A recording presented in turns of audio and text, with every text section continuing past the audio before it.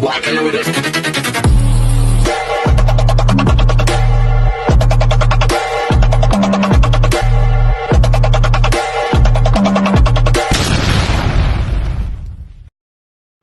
Hello beautiful people! Welcome back to my channel. This is your Mama Sam dito sa Sam Sam TV. Kamusta naman kayo mga amigo, amiga, kumare at kumpare? Sana lahat kayo ay okay at safe ngayong araw na to. At syempre kung ako naman ang tatanungin nyo, kita naman ninyo, ang ganda pa rin ng Mama Sam ninyo, diba?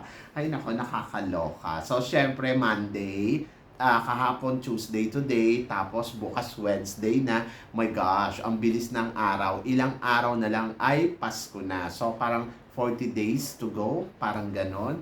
Ay nako, tapos syempre New Year na. Ang bilis no, parang kailan lang nagdiriwang tayo ng New Year, Christmas ngayon, another New Year na naman ang ipagdiriwang natin. Pero syempre, dapat positibo tayo para, alam mo yun, magaang at maganda ang pasok ng ating taon. So yun, so syempre marami akong hatid na chika ngayong araw na to. So ayan, unahin muna natin yung chika dito sa, sa nilabas ni Kunan kanina regarding doon sa Miss Universe, Miss Universe Asia. Bakit daw kasi ibinigay to kay Chelsea Manalo? So nagko-complain kasi yung mga fans, yung mga tagahanga ni Oppo, 'di ba? Nagko-complain yung mga na tagahanga ni Oppo na bakit nga daw ibinigay ito kay Chelsea Manalo, na dapat daw kay Oppo daw to binigay. So ang depensa diyan ni Kunan, ang sabi niya, to inform you, di ba? The Philippines is in the Asian country with the highest score from the preliminary round. Di ba? So ulitin natin ha, malinaw ang sinabi dito ni Kunan. To inform you, the Philippines, sabi niya, is an Asian country with the highest score from the preliminary round. It was clear from the beginning that we had 4 queens from each region. Before the top 30 semifinalists, we decided to announce this after coronation to avoid influencing the judges' score. Once again, this is not a placement but a promotion. The other 4 people, sabi niya ay, ano bang sinabi niya? Dito nga natin basahin, ang labo. So sabi niya, once again, this is not a placement but the promotion. The other 4 people were with us before the finals. And we know them by their spirit, soul, attitude, and certain sincerity as a woman. So, malinaw yan. Ayan yung sabi ni Kunan. So, ang reaction ko dito, sabi niya, to inform you that Philippines is an Asian country with highest score from the preliminary round. So, ibig sabihin, si Chelsea Manalo ang isa sa mga pinakamataas na score nung prelim round nila. Kaya siya napili na Miss Universe Asia. Ayun yung dahilan.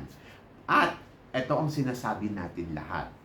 Kulelat siya doon sa preliminary competition na hindi naman natin alam kung ano ang totoong score. Sa madaling salita, ang ipinakita ni Chelsea Manalo na performance noong prelim ay pasado sa mga hurado.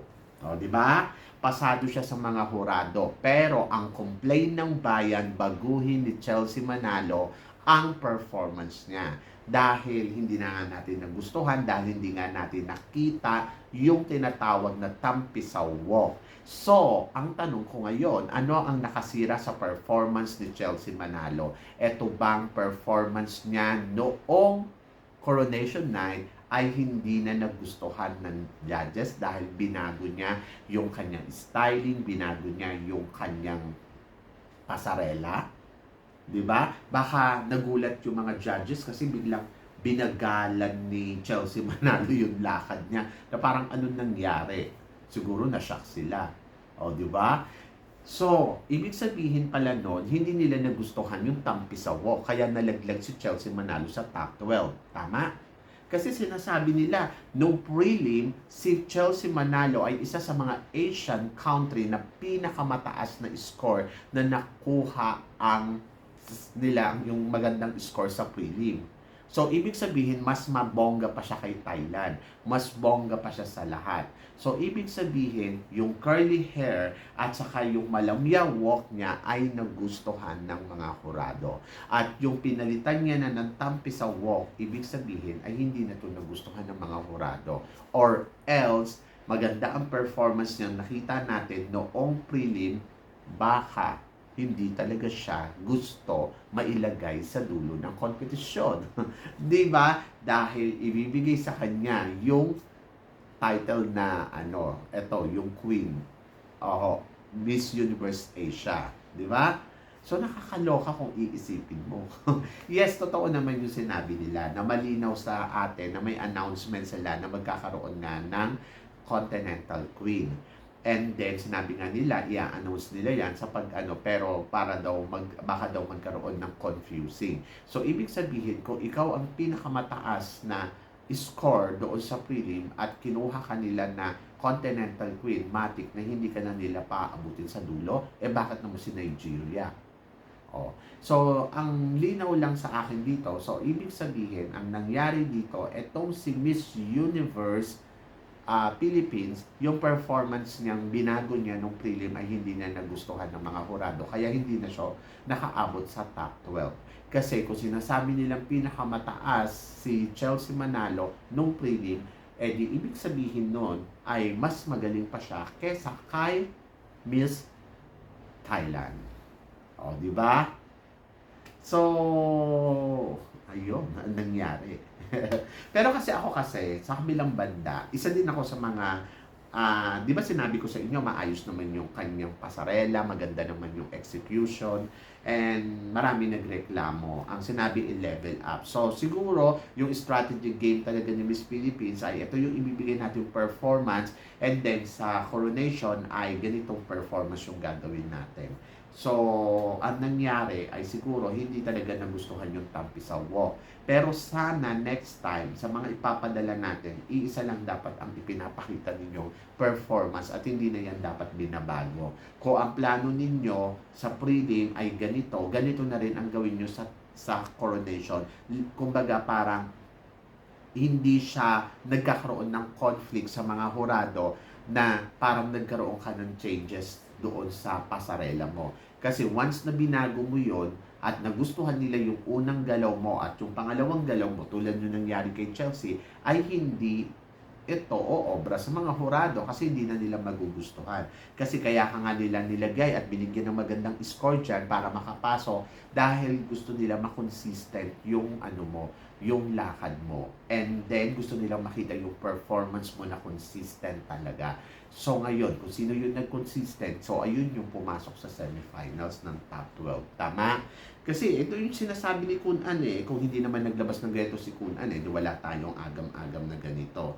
And then, sinasabi din nila, from the beginning pa lang, so tinignan talaga nila yung spirit, soul, attitude, at sincerity ng mga girls na to. Kaya ito rin yung napili nila doon na maging Continental Queen. So, ibig sabihin talaga, ako agree naman ako dyan, maganda naman talaga yung pinakita ni Chelsea at hindi naman yan questionable.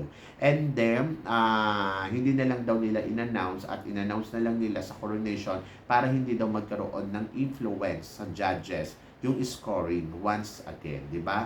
Parang, oo nga naman, hindi sila ma-confuse. Pero kasi, ang akin, itong mga bagay na ganito, dapat to ina-announce during pageant. Lahat ng mga concern nila, dapat dyan ina-announce during pageant. So, halimbawa, ayan, mag-a-announce sila ng ganyan. Sana in-announce na nila yan after ng, dapat during coronation night. Kasi, syempre, ayan, nagkakaroon kasi ng confuse So, kung maaga pa lang, halimbawa, di ba nag-announce sila ng top 12, pagkatapos, malinaw kasi yung dapat dito hindi kasali dapat yung mga runners-up dito sa Intercontinental Queen kasi magkakaroon talaga ng conflict, magkakaroon ng agam-agam, bakit ito hindi nakapasok, bakit siya nakapasok, katulad niyan kasi si Nigeria kasi pinasok nila dyan. Pagkatapos yung Intercontinental Queen, parang nahalo yung yung isang kandidata na naging runners-up doon sa competition. So ngayon, ang ending, confused ngayon yung iba kasi syempre yung audience hindi nila naiintindihan na bakit ganito, bakit ganyan, bakit nandiyan siya, bakit sa ganito wala, 'di ba? Kasi syempre yung pinaniniwalaan nila kaya to nakatungtong ng runners up, ibig sabihin malaki yung score nila. So ngayon kung sasabihin mo mas malaki yung score niya sa lahat ng Asian na lumaban dito during preliminary competition. So bakit si Oppo nakarating sa sa top 3 third runner up? Bakit si Chelsea hindi? 'Di ba? So ibig sabihin, kung titignan mo yung performance ni Chelsea at performance ni Thailand during Coronation Night, mas mataas naman yung performance ni Thailand, ni Philippines. So, ang conflict kasi nila kasi ito lang yon. Ang nakita ko lang dito, sa kwentong to ha, so don't get me wrong guys, according lang to sa mga naiisip ko. Kasi dito yan, si Thailand gusto nila malagay sa top 5. Gusto nila magkaroon ng chance na manalo ang corona. Ayun lang yun. Pinupush nila. Tapos eto naman si Philippines, okay, wala silang plano paabutin doon sa top 5 pero bibigyan ka namin ng Continental Queen. So, ang purpose talaga dito, kaya naman ni Chelsea manalo umabot sa top 5 Kaya lang, hindi nga nila pinaabot kasi may control nga sila. 'Di ba? So, nasa kanila din yung control. Pero, sa kabilang banda, wala naman na tayong dapat pang intindihin kasi tapos naman na yung pageant. Kumbaga, parang for the next time, sana malinaw yung lahat. And then, medyo naguguluhan ako sa Miss Universe, sa mga ganitong mga inilalabas nila kasi nako-confuse ako. Mataas, ang pinakamataas na score, pinakamataas na girl sa prelim.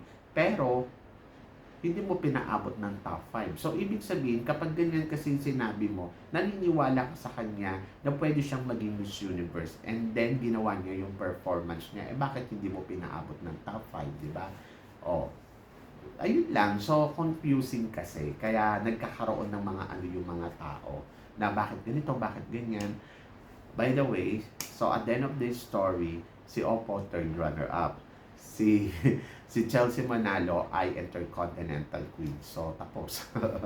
So, wag na silang mag-react para hindi na rin mag-react ang mga Pilipino. Kasi everybody's okay naman na at happy na.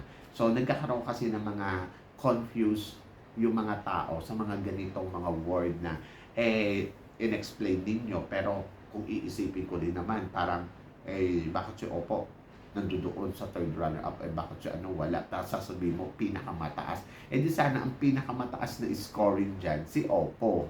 Kasi siya yung nakaabot doon sa top 12 di ba? So yun, nakakaloka, windang ako. Or else, ayaw na lang talaga ng mga hurado na yung performance na ginawa ni Chelsea manalo. Or, hindi talaga siya plano paabutin ng top 5. Di ba? Diyos ko, nakakaloka. Sakit sa ulo. Anyway, basta naging happy na lang tayo sa posisyon na nakuha ni Miss Chelsea Manalo. At ito nga ay ang Miss Universe Asia. So, tapos. Ayun yung title na meron siya. And then, naguguluhan kasi ako doon sa nilabas ni Kunan. But happy na rin ako. Sana wag na lang din mag-react yung mga tagahanga ni Oppo para hindi tayo nagkakaroon ng mga conflict at nagkakasilipan. Kasi at the end of the story, babalik din naman sa kanila yung mga pinaghahanap nila dyan na tatalbog din naman sa kanila, di ba? So, yon. So, kayo guys, ano guys, ang tingin ninyo dito sa pinag-uusapan natin ngayon? Naguluhan din ba kayo? I-comment below ninyo dyan para at least malaman ko naman kung ano ang eksaktong chika mo sa pinag-uusapan natin ngayon. So, yon. So, syempre, maraming salamat sa suporta at pagmamahal na binibigay ninyo syempre dito sa channel ko. At sa mga hindi pa po nakaka-subscribe dyan, please don't forget to click like and subscribe my channel at i-click nyo na rin po ang notification bell para mas updated ka sa aking mga chika. Sabi ng ganon, always keep smiling and always think positive lang. Walang imposible guys. Magtiwala lang tayo sa itaas. Kaya guys, hanggang dito na lang. Hanggang sa muli nating chikahan. See you tomorrow. Thank you guys.